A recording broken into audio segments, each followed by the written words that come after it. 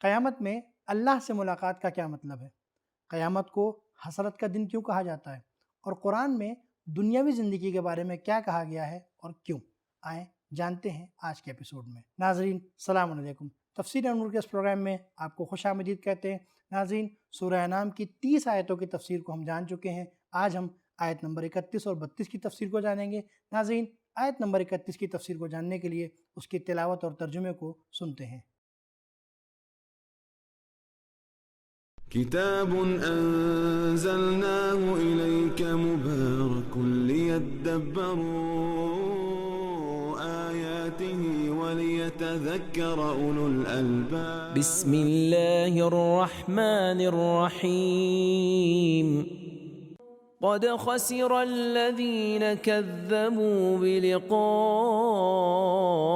الله حتى إذا جاءتهم الساعة بغتة قالوا يا حسرتنا على ما فرطنا فيها وهم يحملون أوزارهم على ظهورهم ألا ساء ما يزرون۔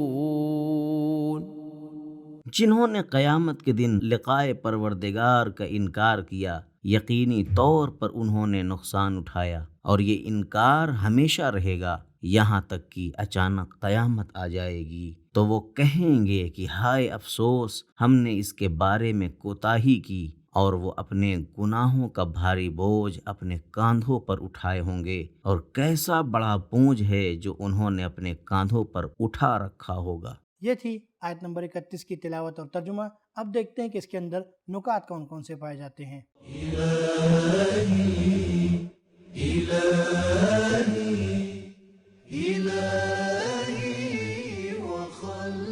لقاء اللہ سے مراد قیامت کے دن معنوی اور روحانی ملاقات اور باطنی شہود ہے، کیونکہ قیامت کے دن انسان کی تمام وابستگیاں، خواہ وہ مال سے ہوں، مقام و منصب سے ہوں اور عزیز و اقارب سے ہوں، ٹوٹ جائیں گی اور منقطع کر دی جائیں گی۔ جب انسان الہی سزا اور جزا کو دیکھے گا تو اسے اللہ تعالیٰ کی حاکمیت اعلیٰ اور قدرت مطلقہ کا صحیح ادراک ہو سکے گا۔ حسرت اس بات پر ہوگی کہ دنیا کو ہاتھ سے گنوا بیٹھیں گے، اور آخرت کے نقصان سامنے آنے پر ندامت و پشیمانی ہوگی۔ قیامت کو ساعت بھی کہتے ہیں کیونکہ یہ لحظوں کے اندر اور برق رفتاری کے ساتھ اچانک آئے گی۔ سورہ نحل کی آیت نمبر 77 میں ہے وَمَا أَمْرُ السَّاعَةِ إِلَّا كَلَمْحِ الْبَصَرِ أَوْ هُوَ أَقْرَبُ۔ قیامت کا قیام آنکھ جھپکنے میں یا اس سے بھی جلدی ہو جائے گا۔ پیغمبر اکرم صلی اللہ علیہ وآلہ وسلم کی حدیث میں آیا ہے، اللہ تعالیٰ نے جنت میں ہر نیک شخص کے لیے جو مقام قرار دیا ہوگا، اہل جہنم اسے دیکھ کر خیال کریں گے کہ ان کی جگہ جنت میں ہونی چاہیے تھی۔ وہ یہ دیکھ کر سوچیں گے کہ ہم نے نقصان کیا ہے۔ تفسیر نور الثقلین۔ ناظرین، نکات کے بعد پروردگار عالم نے بندگان خاص کے لیے کچھ پیغامات رکھے ہیں، دیکھتے ہیں وہ کون کون سے ہیں۔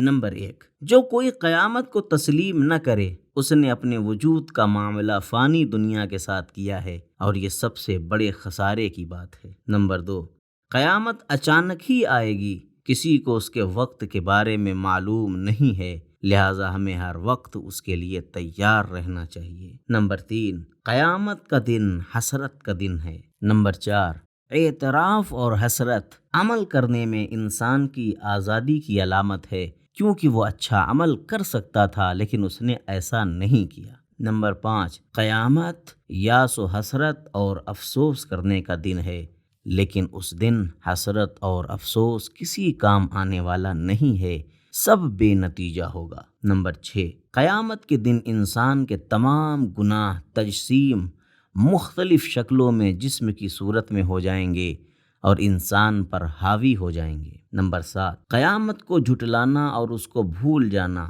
بعض ایسے گناہوں کے انجام دینے کا سبب بن جاتا ہے جو قیامت کے دن انسان کے لیے بوجھ اور وبال جان بن جائے گا۔ ناظرین، یہ تھی آیت نمبر 31 کی تفسیر۔ اب آیت نمبر 32 کی تفسیر کو جاننے کے لیے اس کے ترجمے اور تلاوت کو سنتے ہیں۔ وَمَا الْحَيَاةُ الدُّنْيَا إِلَّا لَعِبٌ وَلَهْوٌ وَلَلدَّارُ الْآخِرَةُ خَيْرٌ لِّلَّذِينَ يَتَّقُونَ أَفَلَا تَعْقِلُونَ۔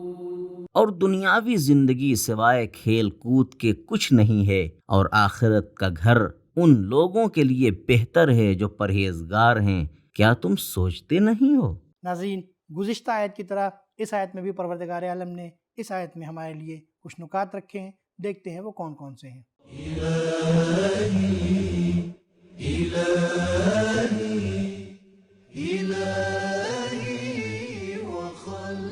اگر دنیا آخرت کے لیے کھیتی نہ ہو تو صرف ایک کھیل کود اور وقت بتانے کی جگہ بن کر رہ جائے گی۔ لوگ بچوں کی مانند کھلونوں کے ساتھ کھیل کود میں مگن ہو جائیں گے، جیسے مال و دنیا اور مقام و منصب میں مشغول ہو جانا، اسٹیج ڈرامے کی طرح جہاں کوئی بادشاہ کا لباس زیب تن کرتا ہے تو کوئی نوکروں کا لباس پہن لیتا ہے، اور کوئی تیسرا شخص وزیر کے کپڑے پہن کر ایکٹنگ کرتا ہے۔ ہر کوئی اپنا خیالی کردار ادا کر رہا ہوتا ہے۔ کچھ ہی دیر بعد سب لباس بدل لیتے ہیں اور سب کردار ختم ہو جاتے ہیں۔ معلوم ہوتا ہے کہ سب کردار وقتی اور خیالی تھے۔ آخرت کا خیر ہونا اس لیے ہے کہ وہاں کی لذتوں میں رنج و الم شامل نہیں ہے، جلد گزر جانے والی لذتیں نہیں ہیں۔ وہاں کی لذتیں صرف وہم و گمان کی حد تک خیالی نہیں بلکہ حقیقی ہیں۔ قرآن مجید کی دیگر آیات کی روشنی میں اس آیت کو گوشہ نشینی، خلوت گزینی اور ترک دنیا کے بارے میں دعوت شمار نہیں کر لینا چاہیے۔ لعب کا لفظ ایسے کام کے لیے استعمال کیا جاتا ہے جس کام میں صحیح اور سنجیدہ ارادہ شامل نہ ہو۔ لہو ایسے کام کو کہا جاتا ہے جو انسان کو اہم اور اصل کام سے روک لے۔ مفردات غالب۔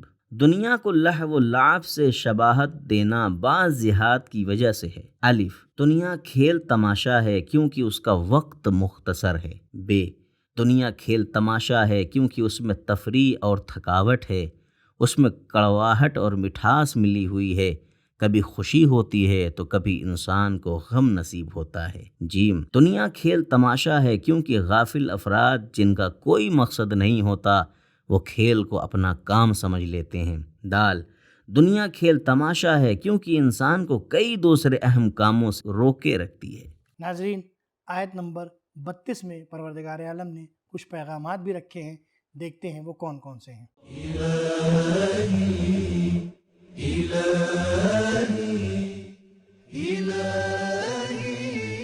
نمبر 1، دنیا کو اپنا مرکز و محور قرار دینا ایک بیکار اور بچگانہ سوچ ہے۔ لہو و لعب عام طور پر بچوں کا کھیل ہے۔ دنیا میں مشغول ہو جانا انسان کو آخرت سے دور کر دیتا ہے، انسان آخرت کو بھول بیٹھتا ہے۔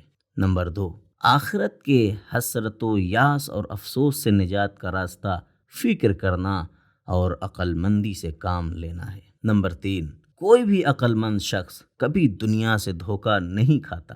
نمبر 4، فکر کی قوت کو استعمال نہ کرنا دنیا کی توجہ اور آخرت سے غفلت کا سبب ہے۔ نمبر 5، آخرت سے غافل ہونا سرزنش کا باعث ہے۔ نمبر 6، تعقل اور تقوی ایک دوسرے کے لیے لازم و ملزوم ہیں۔ عقل کا استعمال ہوشیاری اور چالاکی نہیں ہے بلکہ پائیدار اور اخروی اصولوں کو مد نظر رکھتے ہوئے فیصلے کرنا ہے۔ ناظرین، تو ہمیں معلوم ہوا کہ قیامت کے دن جو پروردگار بندگان سے ملاقات کرے گا وہ جسمانی ملاقات نہیں ہوگی بلکہ وہ شہودی اور باطنی ملاقات ہوگی۔ اور قیامت کے دن کو حسرتوں والا دن اس لیے کہا گیا ہے کیونکہ اہل جہنم جب جنت والوں کے ثواب کو دیکھیں گے تو حسرت کریں گے کہ کاش ہم نے بھی دنیا میں اچھے اعمال انجام دیے ہوتے اور ہم کو بھی یہ مقام ملا ہوتا۔ اور قرآن کریم نے دنیاوی زندگی کو لہو و لعب سے تعبیر کیا ہے۔ ناظرین، یہیں پر ہمارا یہ ایپیسوڈ ختم ہوتا ہے، انشاءاللہ پھر ملیں گے، تب تک کے لیے شکریہ، خدا حافظ۔ سبیل قرآن، قرآنی سماج کی پہچان۔